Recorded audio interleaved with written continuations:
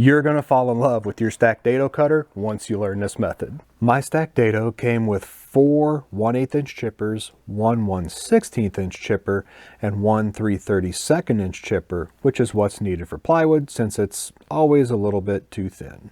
I'm using a piece of scrap 3/4 inch plywood for my setup block, and I'm ripping off a little piece to simulate an actual workpiece.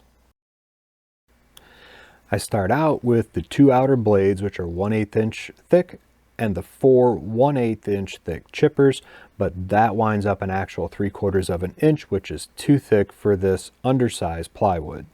So I swap out one of the 1/8 inch chippers for the 3/32 inch chipper I told you about and check it again.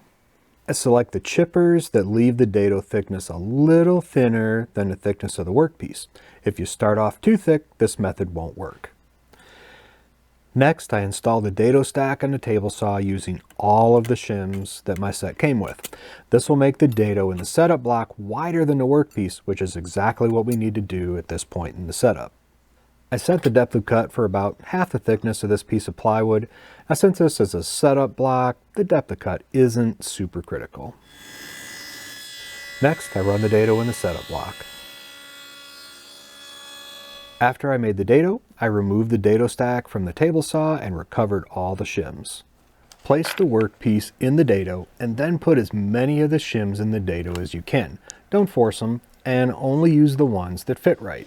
You're just using the shims that create the fit you desire for the final dado. This method requires that you have leftover shims that don't fit during this step. Once you have the fit you want, reinstall the dado stack using only the shims that didn't fit. Put the shims that did fit in the dado with the workpiece back in the box. You're not using those.